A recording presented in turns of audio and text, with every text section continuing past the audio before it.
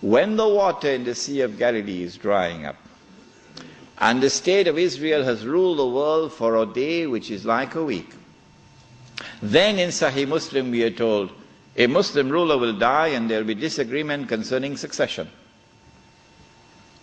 And then a man is going to come out of Mecca. His name will be my name and his father's name will be my father's name, said the Prophet ﷺ. He'll have a broad forehead and a large nose. And he'll be known as Al-Mahdi.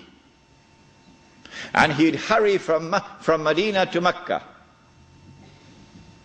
As he approaches Mecca, people are going to come out to him, so this has to be a well-known person. Not some obscure non-entity, a well-known person. When the people of Mecca come out to him, they'll force him to accept the bay'ah, the oath of allegiance which legitimizes the leadership of the Amir al-Mu'mineen, bay'ah.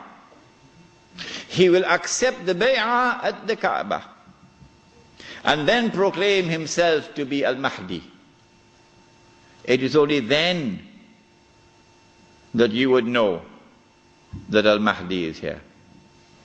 So stop asking these foolish questions. Is he born already? Is he in Lebanon? Or maybe in Indonesia? That's foolishness. Al-Mahdi cannot emerge until Israel has become the ruling state in the world. Al-Mahdi cannot emerge until Dajjal has completed his mission. Al-Mahdi cannot emerge until this state of Israel has ruled the world for a day which is like a week. Al-Mahdi cannot emerge until the water has dried in the Sea of Galilee. So stop these foolish questions. He proclaims himself to be the Mahdi. There are going to be eclipses of the sun and the moon that month. But there have been eclipses of the sun and the moon in the past. But after he proclaims himself Al-Mahdi, he's going to be attacked from an army, with an army from Sham. That army comes down to the south, and armies are under the control of governments. And when that army is between Medina and Mecca going down south, the earth is going to open and swallow that army. That is the sign of all signs.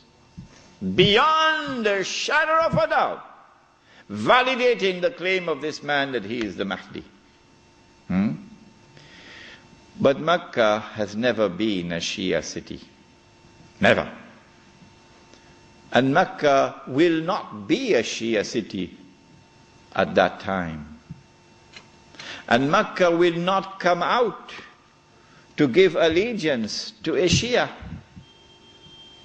And so you have to be living on the moon to believe that the Mahdi is going to be Shia. We do not say this to embarrass the Shia, or to be uncharitable to them, or to hurt their feelings in any way. This is just factual analysis.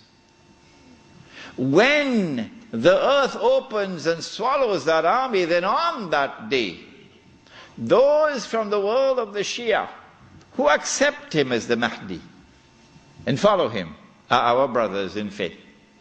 And shoulder to shoulder we'll fight to liberate the Holy Land. But those from the Shia, and we anticipate that there will be those, who will now reject him as the Mahdi because he is not Shia. You're not our brothers in faith. And you will not fight with us shoulder to liberate the Holy Land. When the army is swallowed, then the Mahdi is going to be attacked by another army, and this is now an army of the Quraish, an army of the Kalb. And remember that armies are under the control of governments. The Mahdi will defeat this army, and when an army is defeated, that is the end of Saudi Arabia. Goodbye to bad rubbish. Goodbye to bad rubbish. Let it be recorded in my book tonight. Let it be recorded in your book tonight. Goodbye to bad rubbish.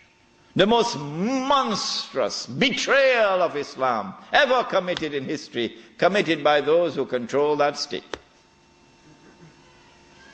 Now Darul Islam is restored. Yeah, this is Islam, not that. And let it be clear that there are so many Salafi Muslims in Saudi Arabia, in prison, because they too are struggling for the same thing that I am struggling, to liberate that land. Let it be clear that there's a man like Sheikh Safar al-Hawali, who is at the forefront, intellectually, spiritually, and theoretically, at the forefront. I benefited from his thought. And so, do not remain with this sectarian conflict and describe that masjid, Salafi masjid, this one Sunni masjid, this one Indonesian masjid, that one Malay masjid. I thought the masjid was the house of Allah. Has it changed? When Darul Islam is restored in the Arabian Peninsula, this is now the most dangerous and potent of all threats to the state of Israel. Dajjal will now attack. He's now